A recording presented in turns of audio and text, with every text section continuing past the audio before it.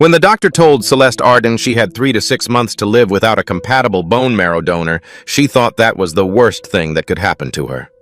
She was wrong. 3 weeks later, at a charity gala her own family had organized, supposedly to raise donor awareness, her fiancé Bennett Royce stood before 200 guests in evening wear and announced with practiced composure that the wedding was indefinitely postponed. He didn't look at her once. Around her, the room murmured and shifted, and the people who had known her since childhood suddenly found their champagne glasses very interesting. No one stepped forward. No one said her name. Celeste felt her legs give out. And the only person who moved was a man she had never met. Dorian Bellamy, a black single father who had spent the evening fixing a fuse box behind the stage, wearing a work shirt among all that silk and diamonds. He caught her. He sat with her. And 3 days later, he slid a simple silver ring onto her finger and said quietly, "Then let me marry you." Why would a stranger propose to a woman with only months to live? If that question already has your attention, you're in the right place. Subscribe so you never miss a story like this one. Celeste Arden had grown up understanding one thing above all else. The family name was not just a name. It was a promise, a performance, and a prison, depending on the day. The Ardens of Savannah were old money wrapped in new polish. Lionel Arden had inherited a modest coastal hotel business from his father and turned it into a regional empire. 6 properties along the Georgia shoreline, a foundation that appeared on the letterhead of every major charity event in the county, and a reputation built on the careful management of appearances. His wife, Margot, was gracious and soft-spoken, the kind of woman who arranged flowers for hospital lobbies and remembered the names of every catering staff member at every event. Their youngest daughter, Celeste, had been raised to be the living embodiment of everything the Arden name promised. Poised, beautiful, educated, and utterly without complaint. She had fulfilled that role dutifully for 28 years. Then the diagnosis arrived, and the role became impossible to play. Acute myeloid leukemia. Advanced stage. The doctor at Savannah Memorial had delivered the news with the careful neutrality of someone who had done it many times before. Without aggressive treatment and ultimately a compatible bone marrow transplant, the prognosis was 3 to 6 months. With treatment, perhaps longer, but the window for finding a donor was narrow, and the likelihood of a match within her existing registry was low. Celeste had listened, nodded, shaken the doctor's hand, and walked to her car. She sat in the parking garage for 40 minutes before driving home. She did not tell her family right away. She already knew, instinctively, how each of them would respond, and she needed a few days before she had to watch those responses unfold. She was right about all of it. Lionel's first question, delivered across the dinner table with the measured tone of a man reviewing a quarterly report, was whether the diagnosis needed to be disclosed to the Foundation's board. Margot wept quietly and said she would pray. Bennett, her fiancé, said the right words, "Of course I'm here, we'll get through this together," and then began, in the weeks that followed, to find reasons to cancel plans, shorten calls, and avoid accompanying her to treatment appointments. The charity gala had been Lionel's idea. He framed it as a campaign to register potential donors, a way to use the family's platform for good. Celeste had agreed because it seemed like the only useful thing she could do with her own illness. She had not understood, until she was standing in the middle of that ballroom in a pale dress with her face carefully made up to hide how thin she had become, that the event was not really about her at all. It was about controlling the narrative before someone else did. Bennett's announcement came without warning. He did not pull her aside first. He did not lower his voice. He simply stepped near the microphone during a lull between speeches, thanked everyone for their support of the Arden family during this difficult time, and stated that given the circumstances, he and Celeste had mutually agreed to postpone the wedding indefinitely. It was a lie delivered as a courtesy. She had agreed to nothing. The applause that followed was uncertain, scattered. Then the murmuring began, the particular murmur of a crowd recalibrating, deciding what this information meant for them and their association with the people involved. Celeste stood very still. She felt the blood drain from her face, and she thought, with strange clarity, that she was being erased in real time, not by illness, by the people who were supposed to love her. Her father was already speaking quietly to a board member near the bar. Her mother stood frozen by the floral arrangement, her hands clasped, doing nothing. Bennett had stepped away from the microphone and was accepting a glass of wine from a passing server. No one looked at her. Her knees went first. Dorian Bellamy had not planned to be at the Arden Gala. He had picked up the electrical job through a contractor he occasionally worked with. A last-minute call, a fuse panel issue behind the main stage that needed a licensed hand before the event began. It paid $240, which would cover Kira's school field trip and half a week of groceries. He had driven over in his work truck, done the job quietly, and was gathering his tools in the corridor behind the ballroom when the crowd sounds changed. He heard the applause shift, heard the murmuring begin. Then, through the half-open service door, he saw a woman in a pale dress standing completely alone in the center of a full room. He recognized that kind of aloneness. He had seen it on his wife's face in the last months of her illness. That particular moment when a person realizes the people around them are already beginning to grieve in their own direction, away from the person who is actually dying. He was still holding his tool bag when she buckled. He moved before he thought about it. Through the service door, across the edge of the room, past the guests who stepped back without stepping forward, and he caught her arm before she went down. She was lighter than he expected, which told him something about how long she had been sick. He didn't say anything. He simply guided her out of the ballroom, through the corridor, and to a bench in a quiet hallway where the noise was muffled and the air was cooler. He set down his tool bag, found a glass of water on a nearby catering cart, and held it out to her. She stared at it for a moment, then took it. "You don't have to smile," he said. "There's no one watching you out here." She looked at him as though she wasn't sure she had heard correctly. "I know what it's like," he said, "to be in a room full of people who are more concerned with how your situation affects them than with how it's affecting you." Celeste said nothing for a long time. Then she said, "My fiancé just called off our wedding in front of everyone." "I heard. My father is probably already talking to his PR person." "I saw." She let out a breath that was almost a laugh, except there was nothing funny in it. They sat in the corridor for a while, this stranger in a work shirt and this woman in her pale gown, and neither of them pretended the other wasn't there. Dorian reached into his jacket pocket.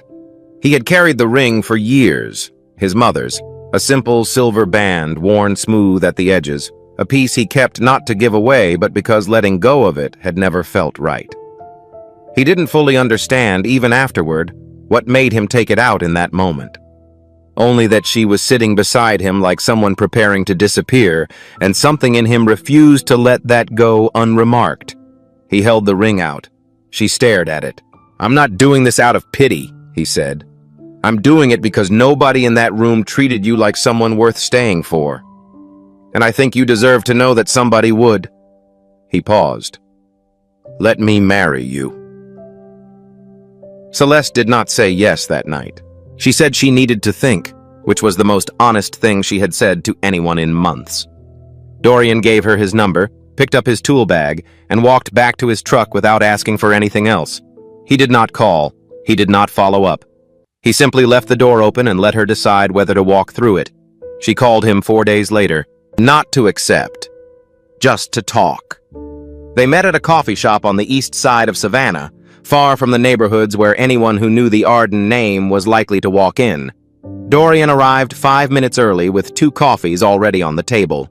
Celeste arrived in a plain coat with her hair down, looking for the first time in weeks like a person rather than a patient. They talked for 2 hours. She learned that he had a daughter named Kira, 8 years old, who drew animals on every surface she was allowed to draw on, and a few she wasn't.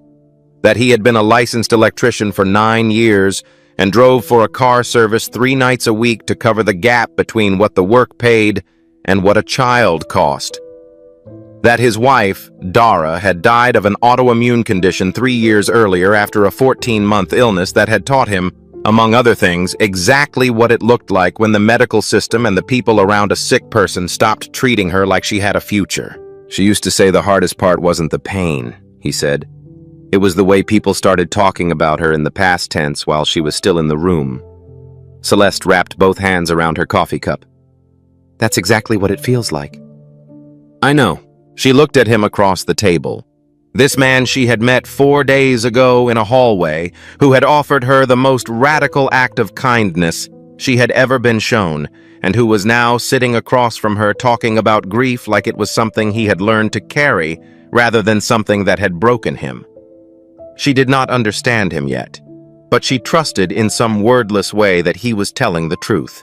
She told him yes on the way out.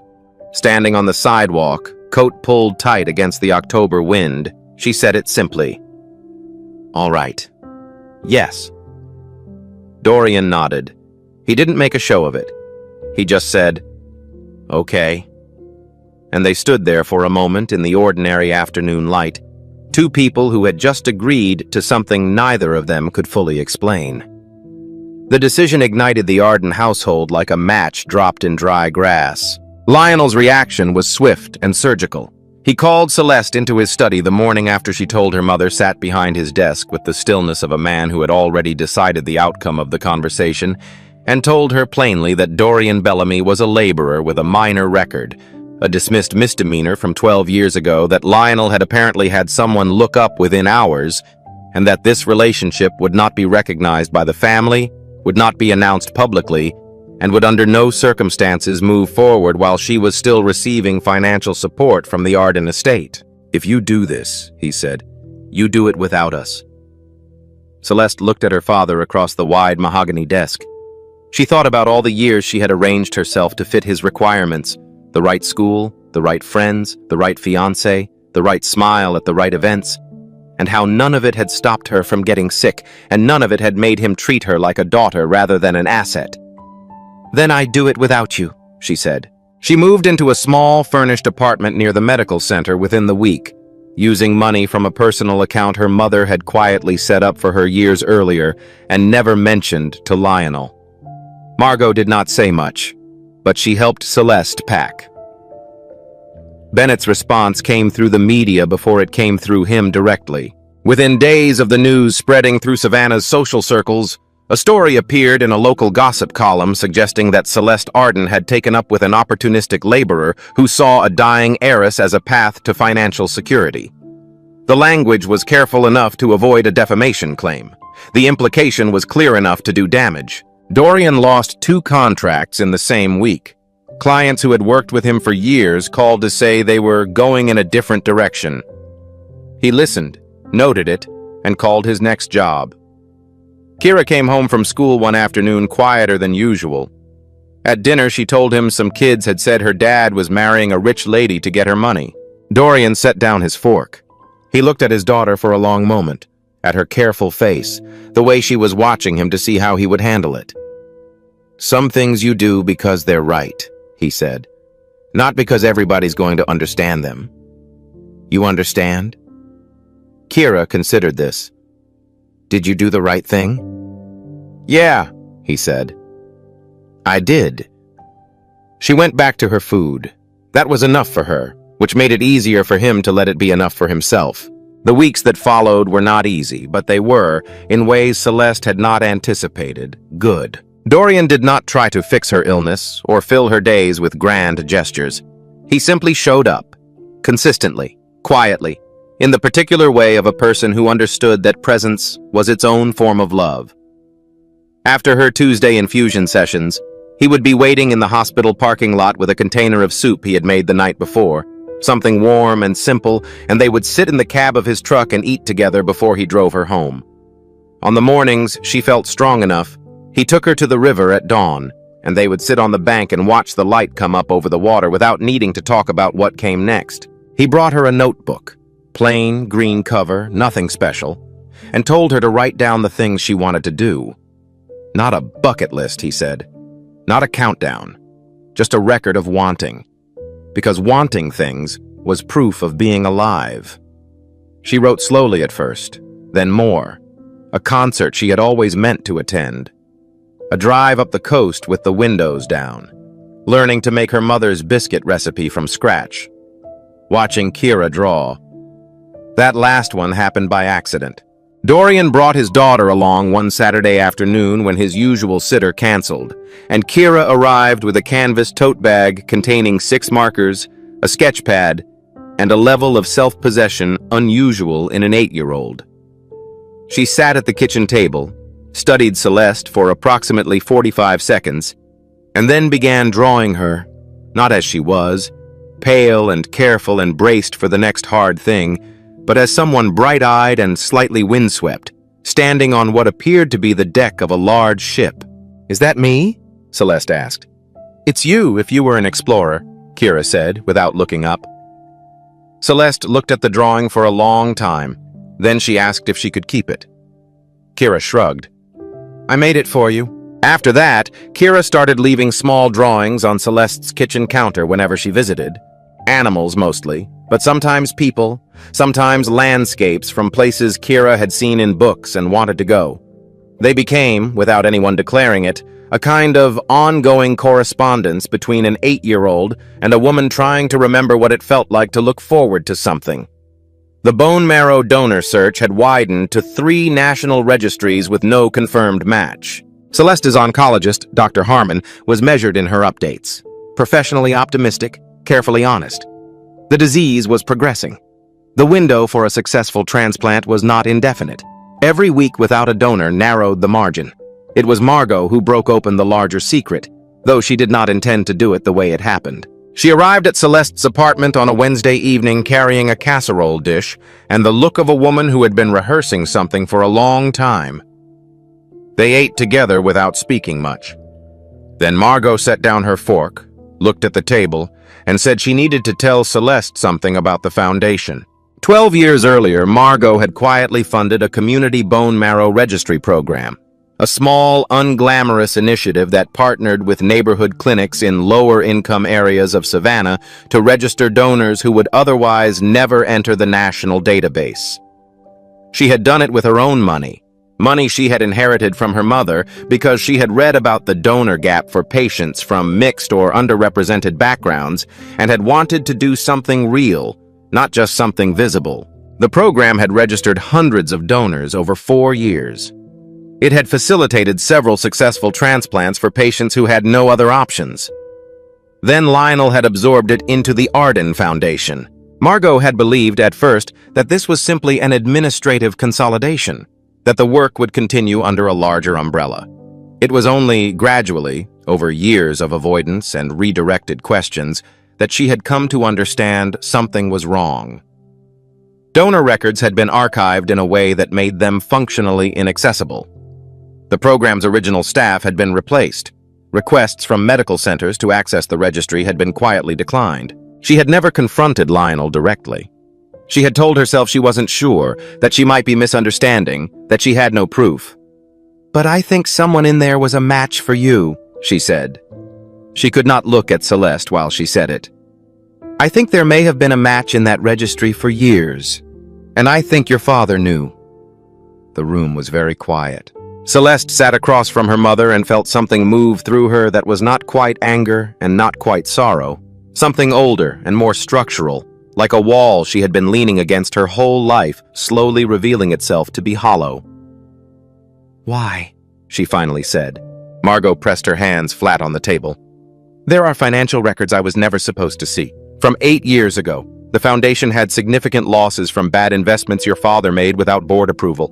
Money was moved to cover it, money that had been designated for the registry program." She paused. "If you were treated successfully using a donor from that program, you might have started asking questions about the foundation, and those questions would have led somewhere he couldn't afford for them to go." Celeste stared at her mother, at the woman who had been gentle her entire life, who had arranged flowers for hospital lobbies and cried quietly and said she would pray, and who had spent years knowing something was wrong and choosing again and again to stay silent. "I'm sorry," Margot said. It came out barely above a whisper. Celeste stood up from the table. She walked to the window and looked out at the street below. The ordinary Savannah evening, the live oaks, the amber streetlights just coming on. She had come very close to dying without ever knowing that her own father had looked at her illness and calculated what her survival might cost him. She thought about Dorian sitting in the hospital parking lot with soup he had made himself. She thought about Kira drawing her as an explorer on the deck of a ship. She thought about a ring worn smooth at the edges, held out by a stranger in a corridor, offered without condition. She turned back to her mother. "Do you still have access to anything? Records, correspondence, anything from the original program?" Margot looked up. Something in her face changed. The particular look of a person who has been waiting, without admitting it even to themselves, for someone to finally ask. "Yes," she said. "I kept copies. I kept everything." Dorian did not hesitate when Celeste told him what her mother had revealed. He sat across from her at the kitchen table, listened to all of it without interrupting, and when she finished, he was quiet for a long moment. Then he said, "Tell me what you need." That was the thing about him she had come to understand. He did not make her suffering about himself. He did not perform outrage or offer solutions before she had finished speaking. He simply asked what she needed and waited for the answer. What she needed, she told him, was to find the people from the original registry program. The staff who had worked it before Lionel absorbed it into the Foundation. The clinic coordinators who had collected the donor samples. Someone who could confirm the records existed and point toward where they had been buried. Dorian knew how to find people. Not through lawyers or private investigators, but through the particular network of working Savannah. The contractors and clinic volunteers and church hall coordinators who knew the east side of the city the way the Arden family never had. He made calls. He drove to 2 community health centers that had partnered with the original program. He sat across from a retired nurse named Gloria, who remembered Margot Arden coming in person to set up the intake tables, remembered the quiet pride of it, and who had kept her own records out of professional habit long after the program went silent. Gloria remembered a name, Rosalie Mercer, a woman who had registered as a donor through the community program 7 years ago, a nurse herself working at a pediatric clinic on the west side. She had registered, Gloria said, because a woman named Dara had sat with her during a particularly bad week and told her that small acts of showing up for strangers were what held the world together. Dorian went very still when he heard his wife's name. He found Rosalie Mercer the following afternoon. She was 41, practical, direct, and not particularly surprised to hear that a donor registry had been mismanaged by a wealthy foundation. When Dorian explained Celeste's situation, Rosalie agreed immediately to be re-evaluated. She said Dara had been the kind of person whose kindness you felt obligated to pass forward. She said she had wondered over the years whether her registration had ever meant anything to anyone. It had meant everything. She simply hadn't known it yet. Lionel moved before they could get the information to the medical center. Dorian had accessed the archived donor records through a login provided by Gloria, an old administrative credential from her time with the program that the Foundation's IT team had failed to deactivate after she retired. He had used it in good faith, trying to pull the documentation that would allow Rosalie's file to be formally reinstated, but the access was traceable and Lionel had people watching. 2 days later, Dorian was arrested. The charge was unauthorized access to protected medical records, a civil matter dressed up in criminal language, filed through a complaint submitted by the Arden Foundation's legal team. The story that appeared in the media by that evening was swift and coordinated. A man had infiltrated a charitable foundation's private database, likely in an attempt to extract leverage against the Arden family. The word extortion appeared in one headline. It was not retracted. Dorian was held overnight, released on bail the following morning.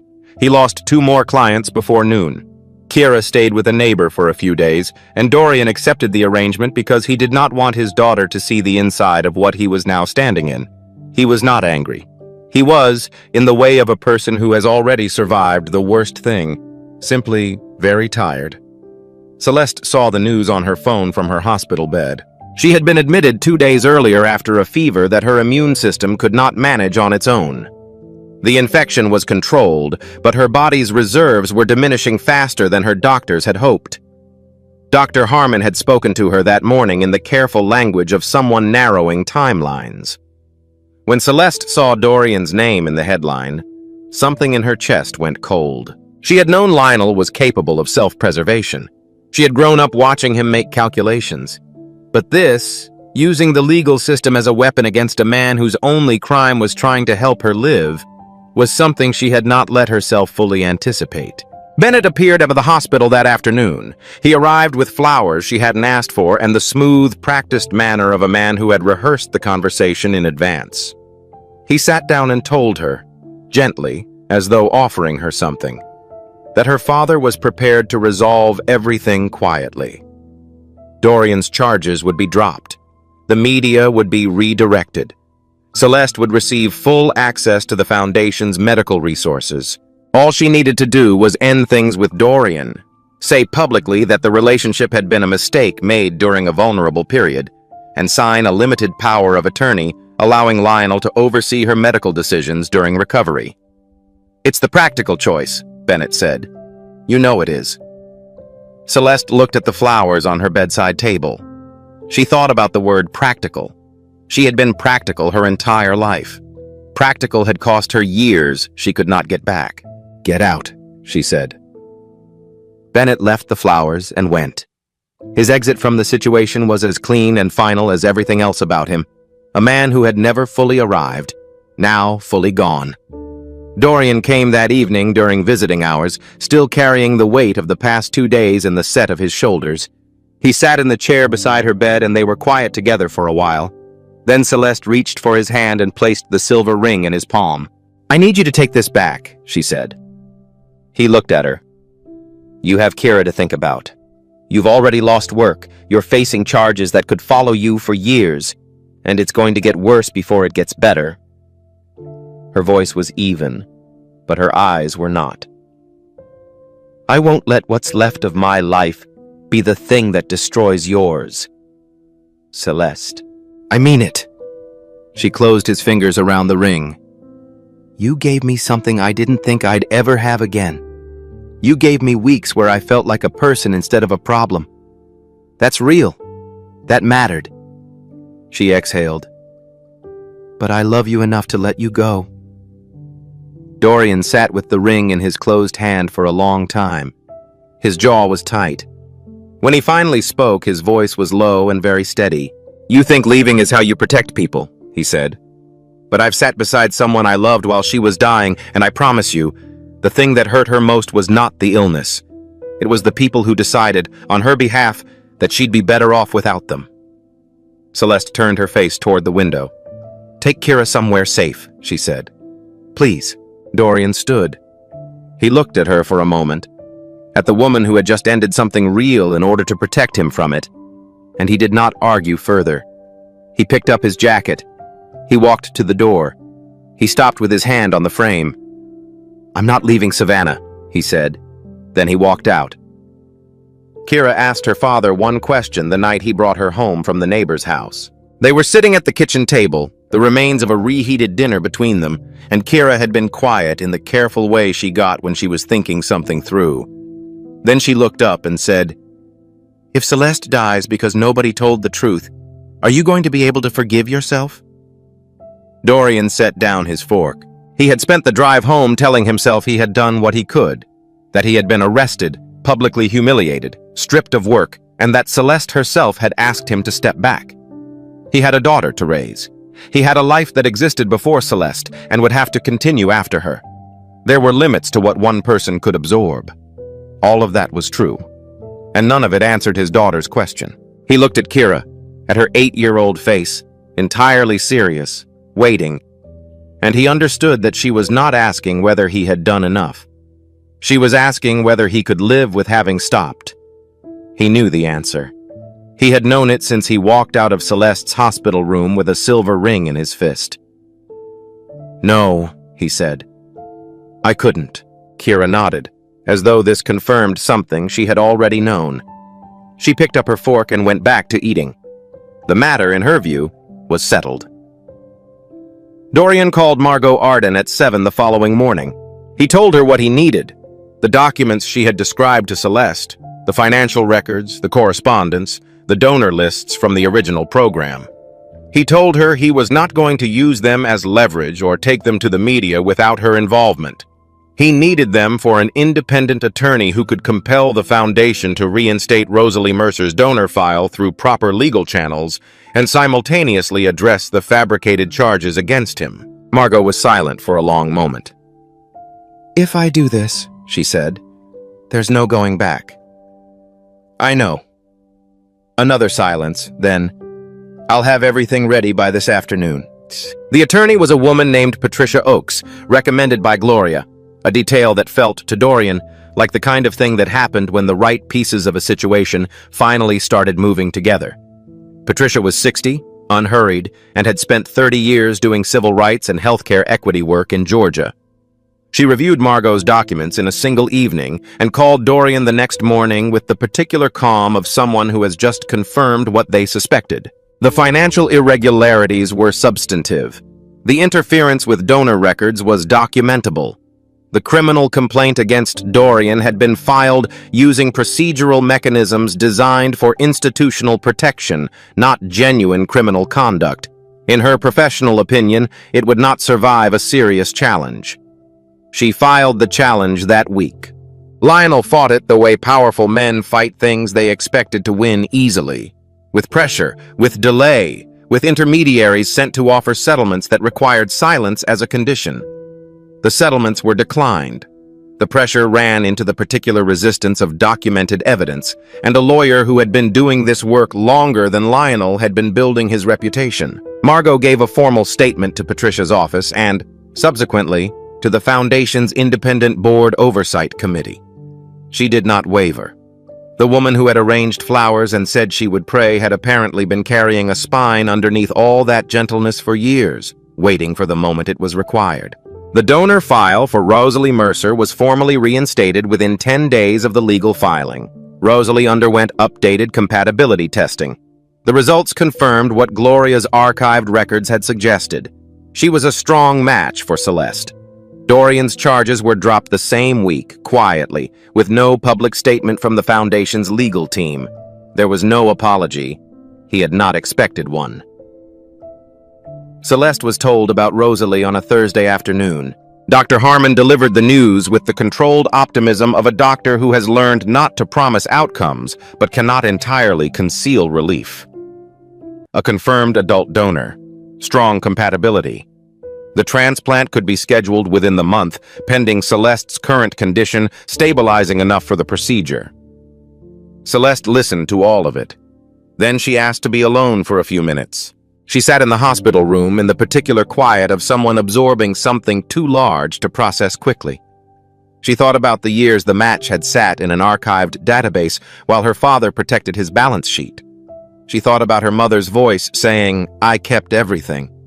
She thought about Rosalie Mercer, a woman she had never met, who had walked into a community clinic 7 years ago because a woman named Dara had once sat with her during a bad week. She thought about Dorian. She picked up her phone. He answered before the second ring. "I know," he said. "Patricia called me this morning." "I took the ring off," she said. "I put it in your hand and told you to leave." "You did." "I was wrong." A silence. Not an uncomfortable one. The kind between two people who have already said the harder things and are simply finding their way back to level ground. "Kira wants to know if you're still going to teach her to make your mother's biscuits," he said. Celeste laughed. It surprised her. The realness of it, the way it moved through her chest without obstruction. "Tell her yes," she said. The transplant was scheduled for a morning in late November. Rosalie Mercer arrived at the hospital the evening before, practical and calm, carrying a paperback novel and a thermos of coffee. She and Celeste met for the first time in the hallway outside the pre-procedure wing. Two women standing in the ordinary fluorescent light of a hospital corridor, connected by a thread that ran back through years and losses neither of them had chosen. "Thank you," Celeste said. It felt insufficient. She said it anyway. "Dara would have done it herself if she could have," Rosalie said simply. "This is just the next best thing." Dorian, standing a few feet away, looked at the floor for a moment. Then he looked up, and his face was the face of a man who has learned to hold grief and gratitude in the same hand without dropping either one. Dorian sat outside the surgical suite for 4 hours and 11 minutes. He held the silver ring the entire time. He did not pray exactly. He was not by nature a man who prayed. But he spoke quietly to Dara in the way he sometimes did when he needed to think out loud to someone who had known him completely. He told her about Celeste, about the gala hallway, the green notebook, the river at dawn, about Kira's drawings and the biscuit recipe, and a woman who had spent her whole life being performed and had finally, in the worst months of it, begun to simply be. He told her he thought she would have liked Celeste very much. He thought she would have agreed. When Dr. Harmon came through the doors, her expression was the careful neutral of someone managing their own relief. She told him the procedure had gone as well as they could have hoped. The early indicators were positive. There would be a long recovery, months of monitoring, no guarantees. But Celeste had come through the surgery, and that was the first gate, and they had passed it. Dorian sat with that for a moment. Then he went to find Kira, who had spent the afternoon in the waiting room drawing a picture of a woman standing in a garden, looking up at something just beyond the edge of the page. When Celeste opened her eyes, the first thing she saw were the ceiling tiles, the soft beep of a monitor, and Dorian's face, tired and present and entirely, unmistakably, there. On the bedside table next to a small drawing of a woman in a garden sat the silver ring. She reached for it herself this time. She slid it onto her finger without being asked. "I choose to live," she said. Her voice was rough from the anesthesia, barely above a whisper. Dorian leaned forward and took her hand. "I know," he said. "I've known that about you for a while." Recovery was not cinematic. It was slow and unglamorous and punctuated by setbacks. A fever in the 3rd week, a stretch of crushing fatigue in the 6th, a morning in December when Celeste sat on the edge of her hospital bed and could not find the energy to believe the hard part was behind her.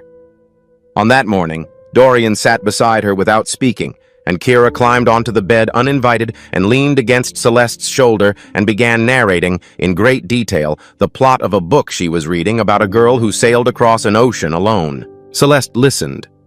After a while, she started asking questions. That was the morning she understood that healing was not a single threshold you crossed, but a collection of small returns. To curiosity, to appetite, to the particular pleasure of caring what happened next in someone else's story. She returned to those things slowly, and then all at once. By February, she was well enough to leave the hospital. She did not go back to the Arden estate. She moved into a larger apartment near the medical center, close enough to her follow-up appointments, far enough from the world she had been raised in to breathe differently. Margot helped her carry boxes, and this time neither of them pretended it was temporary. Lionel faced a formal investigation from the State Attorney General's office into the Foundation's financial irregularities. The board voted to place him on indefinite administrative leave pending the outcome. The empire he had spent his life constructing was not destroyed. These things rarely collapsed as cleanly as they deserved to. But it was damaged in ways that would take years to assess, and the damage was public, which was the thing he had spent decades arranging to prevent. It was not justice, exactly. Celeste had stopped waiting for exact justice sometime in November. What she had instead was the knowledge that the truth had been said aloud by people who had not been silenced, and that it had mattered. That was enough to move forward with. Margot rebuilt the Community Donor Registry program. She did it without the Arden Foundation's name attached to it, using the remainder of her personal inheritance and a small grant Patricia helped her locate through a healthcare equity nonprofit. She hired Gloria as a volunteer coordinator. She partnered with the same community clinics the original program had worked with, and several new ones. She showed up in person to intake events the way she had 12 years ago, before the thing she had built had been turned into something else. She was not trying to atone. She was, as she told Celeste over the phone one evening, simply trying to finish what she had started. Celeste thought that was one of the more honest things her mother had ever said. The wedding was held on a Saturday in April in the small garden behind Savannah Memorial Hospital. Celeste had chosen the location deliberately. It was not a grand gesture or a symbolic statement. It was simply the place where she had first understood that she wanted to live, not just survive, and it seemed right to begin the next part of her life in the same geography where that understanding had arrived. The guest list was small. Patricia Oakes came, Gloria came, and brought 2 of the clinic coordinators from the new registry program. Several patients Celeste had met during her months of treatment came, people who had become, in the way of shared waiting rooms and shared uncertainty, something close to friends. Rosalie Mercer came in a green dress and stayed for the entire reception, which was just lunch at long tables in the garden, catered by a restaurant Dorian had been doing electrical work for when all of this began. There was no press. Margot took pictures on her phone, which was better anyway. Kira was the flower girl. She had strong opinions about the flowers. Standing in that garden, in a simple dress she had chosen because she liked it, rather than because it photographed well, Celeste looked at the man across from her and thought about everything that had led to this specific point in time. The diagnosis, the gala, the hallway, the ring, the notebook, the river at dawn, the surgery, the slow return of mornings that felt worth having. She thought about all the ways she had almost not been here. Dorian took her hands. His were warm and steady, the hands of a man who had fixed things his whole life and had learned, somewhere along the way, that people were not so different from the systems he worked on. They needed someone willing to show up, assess the actual damage, and stay until the lights came back on. She had spent 28 years learning to be what her family required. She had spent the last year learning to be what she actually was. They were not the same thing. The difference, it turned out, was everything. The 3 of them walked out of the garden together in the April light. Dorian, Celeste, and Kira, who had already begun planning at considerable length the menu for the dinner they were having that evening. It was not a perfect life. It was not a life without difficulty or grief or the ordinary weight of days that asked more than you had to give. But it was theirs, built not from bloodline or bank account or borrowed reputation, but from the decision, made once in a hallway and remade every day since, to stay. We spend so much of our lives waiting to be chosen, by people who see our value, who stay when things get hard, who don't flinch at the weight of who we really are. But this story wasn't about waiting. It was about a man who walked into a room full of people doing nothing and moved. It was about a woman who had been handed every reason to stop believing and didn't. Real love doesn't arrive when everything is perfect. It arrives in a hospital corridor, in a work shirt, holding a worn silver ring. It arrives when someone looks at your worst chapter and says, "I'm not leaving." That kind of love doesn't just heal the person who receives it. It reminds the rest of us what we're capable of, how much we can hold, how far we can stay, how quietly and completely one human being can change the life of another simply by refusing to walk away. If that moved something in you, subscribe, because that's exactly the kind of story we tell here, every single time.